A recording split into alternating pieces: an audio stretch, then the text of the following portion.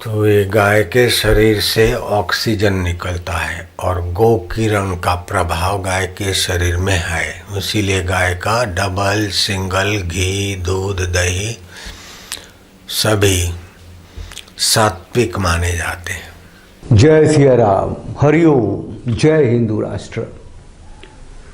गौरक्षकों के ऊपर बात करने आया हूं। ये जो मोनू मानेसर हैं, गौरक्षक हैं, उनको मैं संत मानता हूं। उनके ऊपर आप टीवी मीडिया में बहुत सारी खबरें चल रही हैं। एक ब्लॉग लिखा है मैंने, एक आर्टिकल लिखा है जिसे आपके सामने पढ़ता हूं। आप सुनिए और इसको शेयर भी कीजिएगा, ये जरूरी है हर जन तक पहुंचे। गौरक्षक संत हैं, देवदूत हैं, माटी के लाल हैं, भारत माँ की संस्कृति के रक्षक हैं, भारत की माँ बेटियों के सम्मान के रक्षक हैं, गुलाम भारत को स्वतंत्र कराने वाले सैनिक हैं। मतलब आज भी भारत गुलाम है, मैं समझाऊंगा। गौरक्षक ऐसे चंद्रगुप्त हैं जिन्हें चाणक्य नहीं मिला, ऐसे अर्जुन हैं जिन्हें कृष्ण नहीं मिला। गौरक्षकों को कोई गुरु चाणक्य नहीं मिला। अगर मिल जाए तो, कृष्ण मिल जाए तो उनके हुंकार से ही देश स्वतंत्र हो जाएगा, हिंदू राष्ट्र हो जाएगा। देवभूमि से मलेच्छों का अधिकार खत्म हो जाएगा। संत साजिशों में नहीं बांधे जाएंगे, जेल में नहीं ठूसे जाएंगे, लिंचिंग कर उनकी हत्या नहीं हो सकेगी, देव दर्शन यात्राओं पे पत्थरबाजी नहीं होगी, कार सेवकों को जलाया नहीं जाएगा, राम भक्तों पर गोली नहीं चलाई जाएगी, भारत तेरे टुकड़े होंगे के नारे नहीं लगेंगे, उत्तर पूर्व के चिकन नेक को काटने की धमकी नहीं दी जाएगी, सरतन से जुदा के नारे नहीं लगेंगे, किसी कन्हैया का सिर नहीं कटेगा, कोई बेटी नुपुर शर्मा को छिपकर नहीं जीना पड़ेगा। लालची, स्वार्थी, नपुंसक हिंदुओं की सेकुलर फौज, सेकुलर नेता, सेकुलर जीव जंतु जो भी हैं, गौरक्षकों के सामने नतमस्तक होंगे, बिना तमाचा लगाए एक सीध में खड़े रहेंगे, भारत माता की जय और वंदे मातरम के नारे लगाएंगे। ये हैं गौरक्षक, संत, देवदूत। जिस मां की कोख से गौरक्षकों ने जन्म लिया है वो कौशल्या हैं, कैकेयी हैं, सुमित्रा हैं, देवकी हैं, यशोदा हैं, माता जानकी हैं।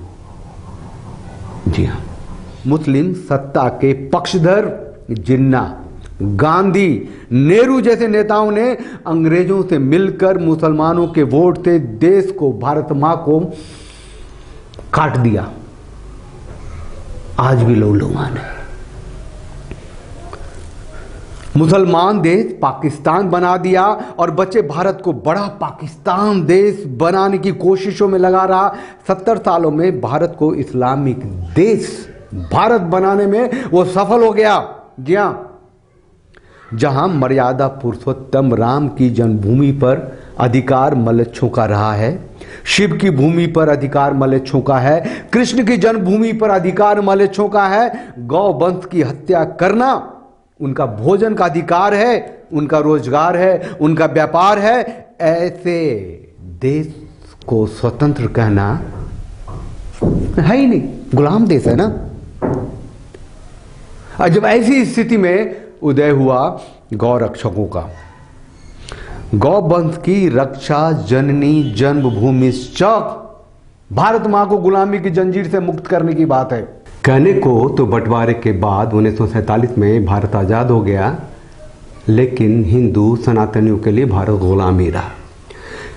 गुलाम देश भारत में 1967 में स्वामी करपात्री जी महाराज के नेतृत्व में दिल्ली के संसद भवन के पास गौ रक्षा के लिए संतों का जमावड़ा हुआ।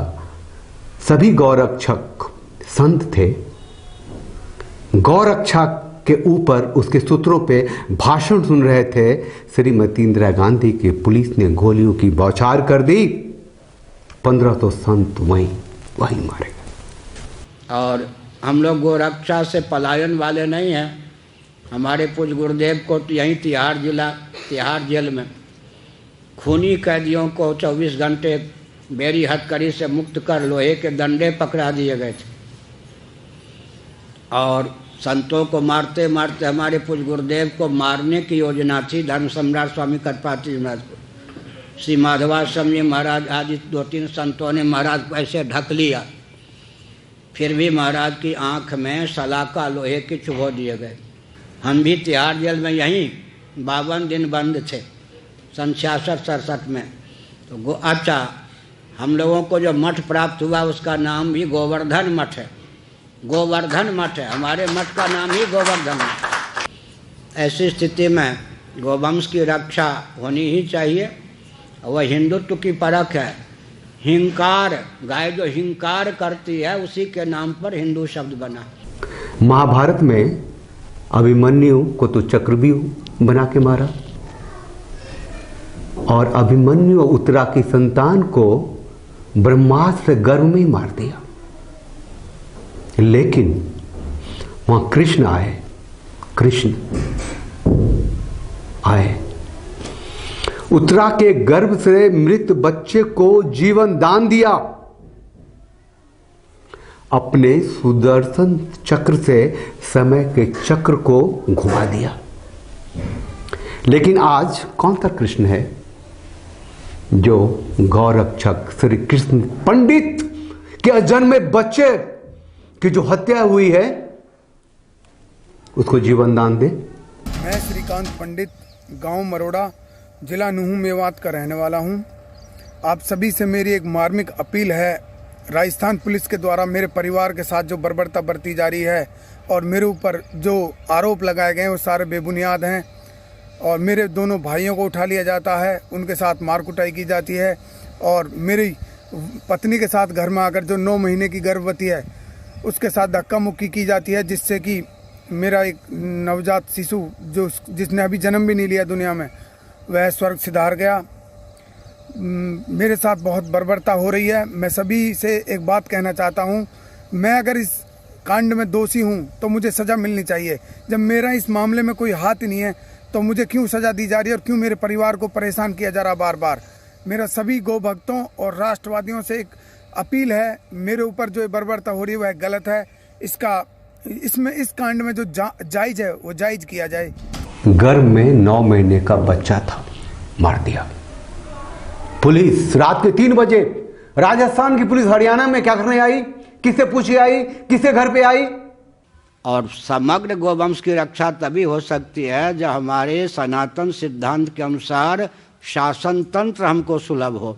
और शासन तंत्र कोई राजनेता या राजनीतिक दल हमको दे दे, संभव नहीं। उसके लिए स्वस्थ व्यूह रचना भी हमको ही करनी पड़ेगी। इस देश का जो शीर्ष का नेतृत्व है उसने गौरक्षकों के बारे में गुंडा कह दिया। 2016 में मोदी जी का एक भाषण है, थोड़ा सा सुन लीजिए। गौरक्षा के नाम पर कुछ लोग अपनी दुकानें खोल करके बैठ गए हैं।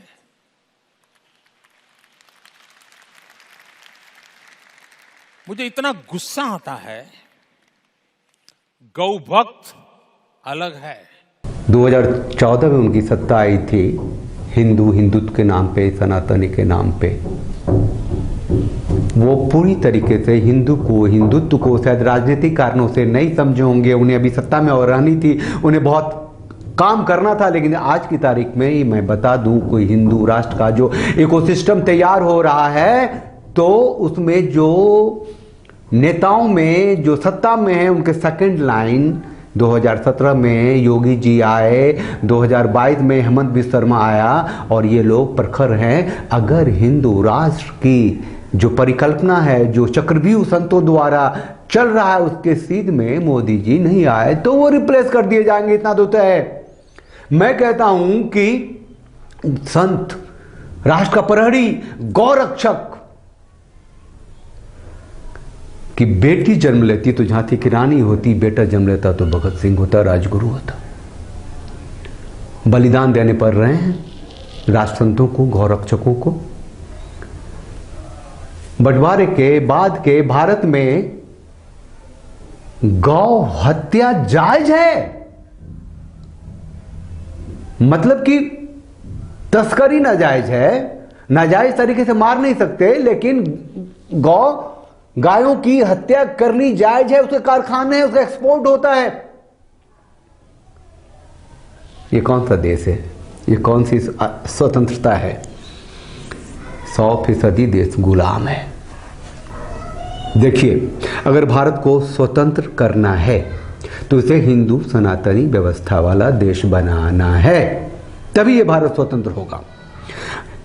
ऐसे में जो प्रहरी हैं, जो गौरक्षक हैं, जो संत हैं, जो देश के सैनिक हैं, गौरक्षक हैं, उनकी पूजा कीजिए, उन्हें हृदय से सम्मान दीजिए। वो हमारे राष्ट्र के प्रहरी हैं, सैनिक हैं, स्वतंत्रता सेनानी हैं, संस्कृति के रक्षक हैं, एकमात्र जीवित हिंदू सनातनी सभ्यता के संवाहक हैं। ये सारे के सारे गौरक्षक होते हैं। और यहाँ की जो धूर्त मीडिया है वो क्या बात करती है कि भैया ये जो गौ तस्कर हैं उसको पकड़ने वाले गौरक्षक कौन होते हैं? भाई पुलिस नहीं है क्या?